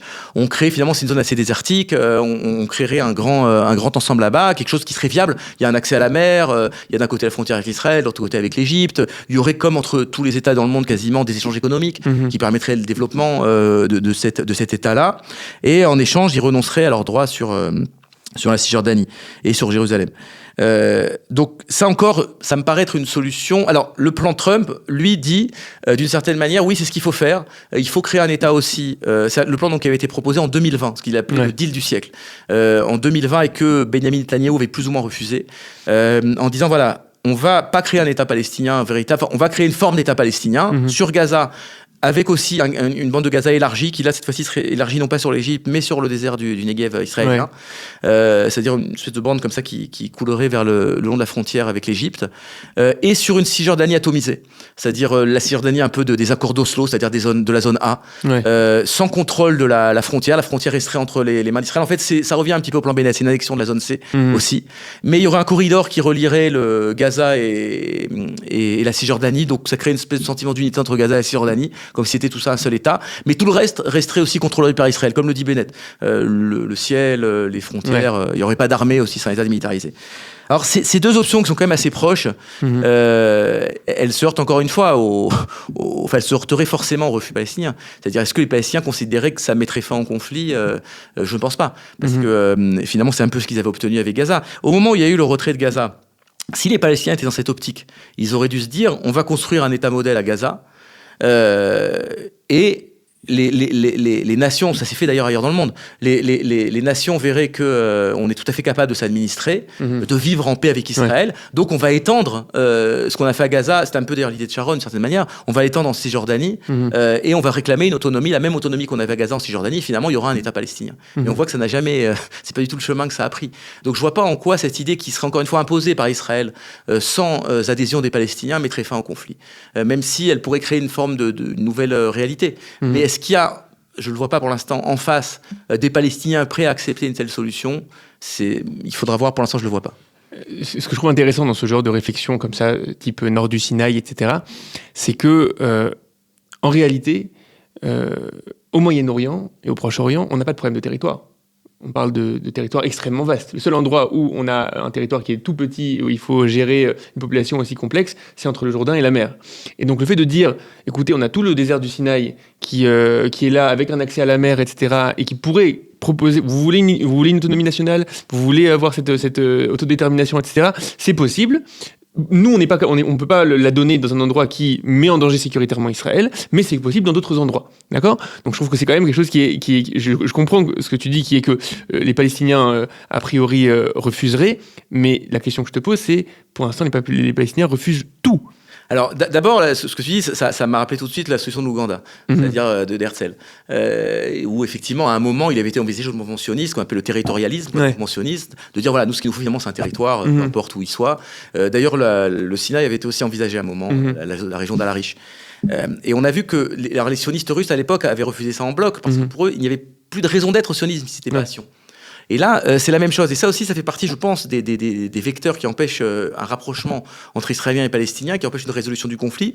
C'est qu'il y a cette idée chez les Israéliens que finalement, les Palestiniens appartiennent à la nation arabe et qui pourraient se contenter d'un autre bout. Qu'est-ce que ça leur fait finalement d'aller en Jordanie ou d'aller en Syrie ou d'aller en Égypte? Ils ont des territoires énormes. Ce que j'ai pas dit d'ailleurs sur l'option du Nord Sinaï, c'est que les Égyptiens, évidemment, jamais de pour l'instant, ça n'accepte pas. C'était extrêmement dur lors des négociations de paix de Camp David en 78, et on a bien vu qu'ils avaient même refusé d'évacuer jusqu'à un hôtel, et qu'en 2009 il y a une commission d'arbitrage internationale qui avait dû imposer à Israël d'évacuer la zone de tabac qui consistait en 1 ou 2 hôtels, parce que les Égyptiens refusaient, même sur le kilomètre carré qui restait, de céder.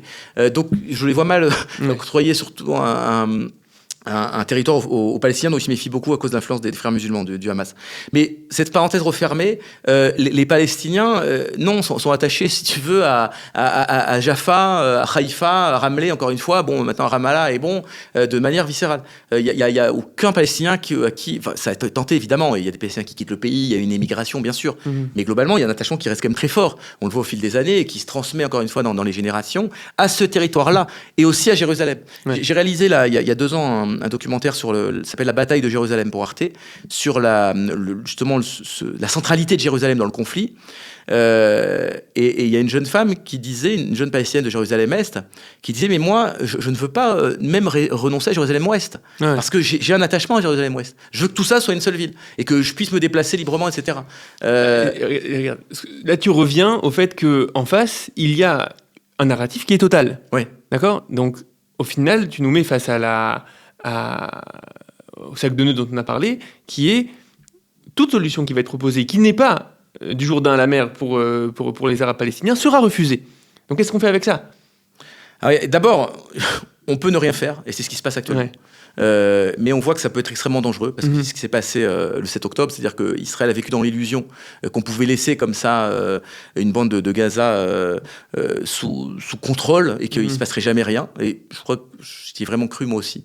J'ai vraiment pensé que le Hamas, finalement, allait s'accommoder de cette situation et allait renoncer devant la suprématie militaire à la confrontation avec Israël.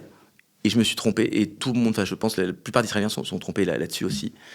Ou alors, on peut effectivement décider d'aller vers une solution, mais encore une fois, je pense qu'on met la charrue avant les bœufs. C'est-à-dire qu'il faut d'abord poser les vrais problèmes de la légitimité du sionisme, de son rapport avec l'islam, du rapport de l'islam avec le reste du monde, et avec je dirais l'altérité, les autres nationalismes.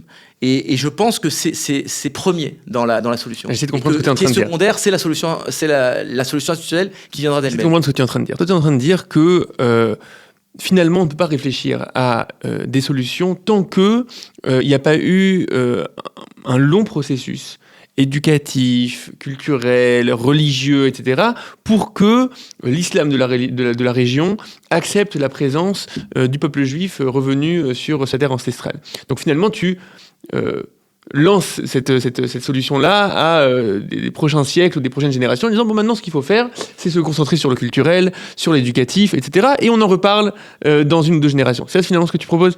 Ça fait, oui, bien sûr, ça fait partie de la solution, ça c'est évident. Et c'est la solution de long terme.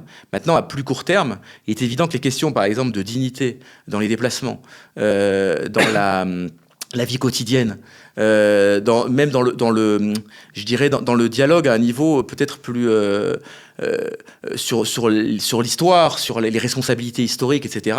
Ça, c'est un dialogue qu'il faut ouvrir largement. Même la question que tu soulevais tout à l'heure, par exemple sur la violence du terrorisme, sur la violence des opérations militaires israéliennes, c'est des débats qui doivent être ouverts, je pense, qui doivent être ouverts de manière franche et honnête, ce qui n'est pas beaucoup le cas. Mais effectivement, je pense qu'il y a un préalable culturel. Alors c'est vrai que dans la population israélienne, on entend beaucoup plus aujourd'hui le côté aberrant que à quelques kilomètres de nous, on puisse avoir des programmes scolaires qui n'ont rien à envier au nazisme, qui éduquent au fanatisme, qui éduquent finalement la prochaine génération à vouloir tuer tout civil israélien ou tout juif même partout dans le monde.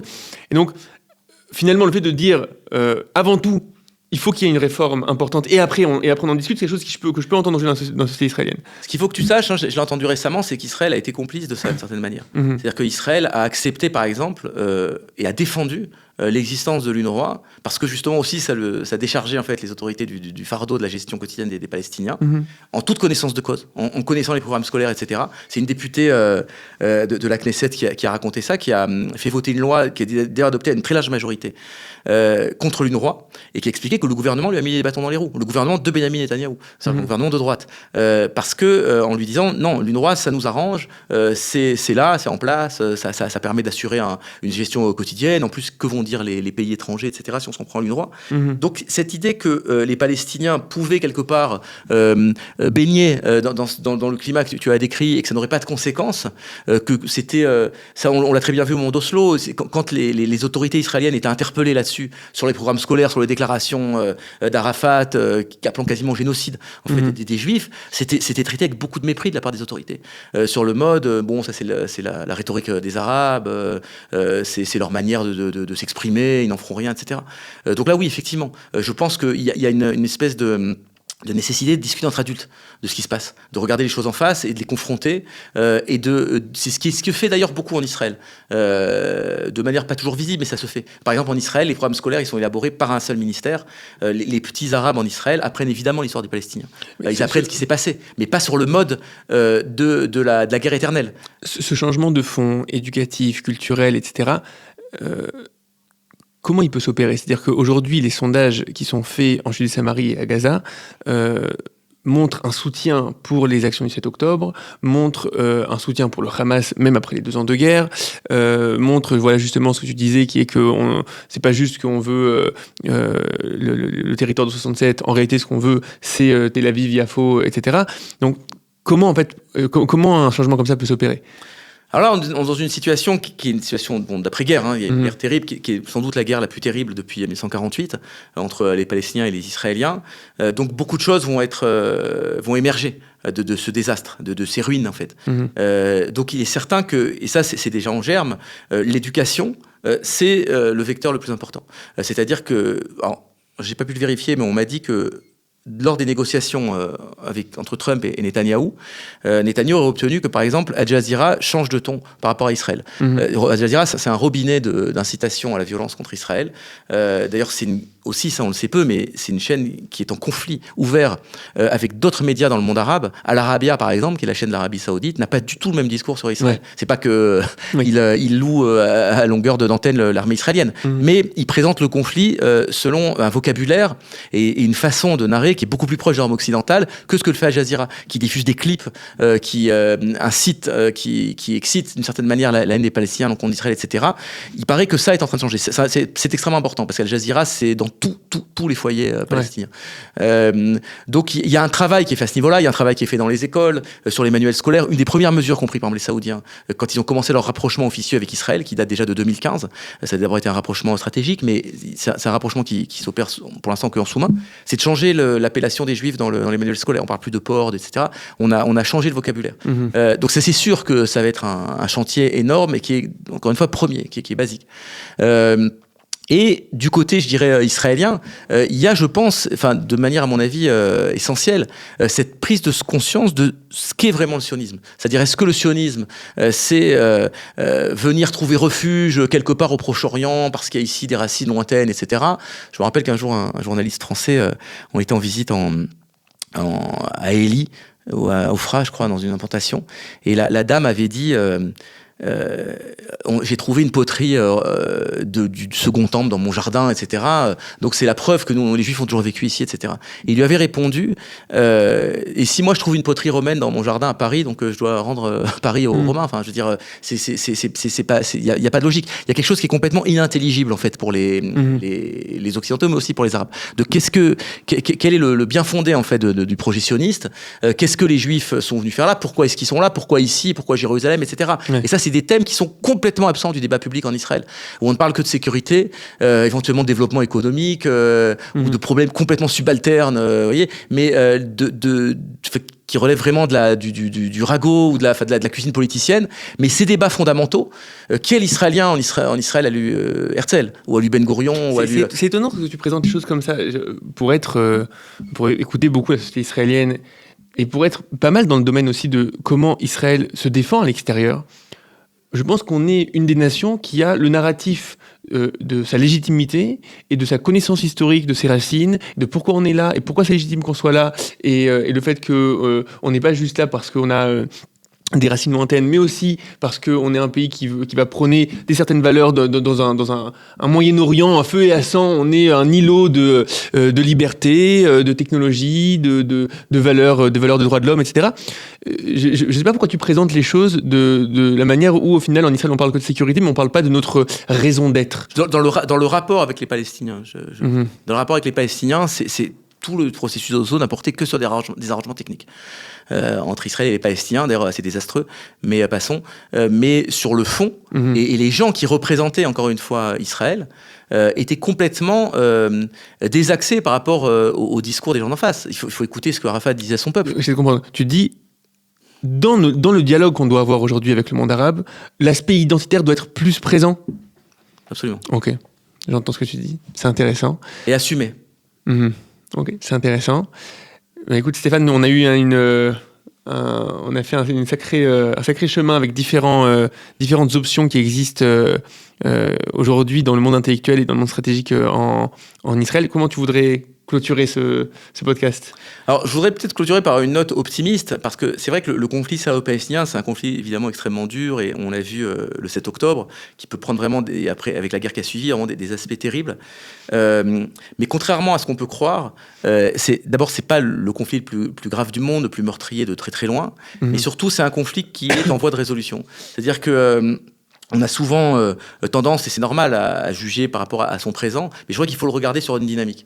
Et la dynamique du conflit, c'est que d'une certaine manière, les peuples se rapprochent. Même s'il y a des graves crises, il y a des soubresauts, il y a des impasses, il y a énormément de difficultés, mais l'hostilité en fait, à laquelle avait à faire face Israël il y a 100 ans n'est plus du tout la même qu'il y a maintenant. C'est-à-dire que... De manière très générale sur la région, tu parles pas forcément... Non, je parle aussi de ce qui se passe avec... Et notamment des Arabes israéliens. Okay. C'est un facteur extrêmement important, mais même les Palestiniens. C'était l'objet de mon premier livre. C'est intéressant de constater aussi ce qui se passe au quotidien, en dehors des cadres politiques, en dehors des grands mouvements de l'histoire. On s'aperçoit que les relations entre les Israéliens et les Palestiniens, encore une fois au quotidien, sont globalement très bonnes.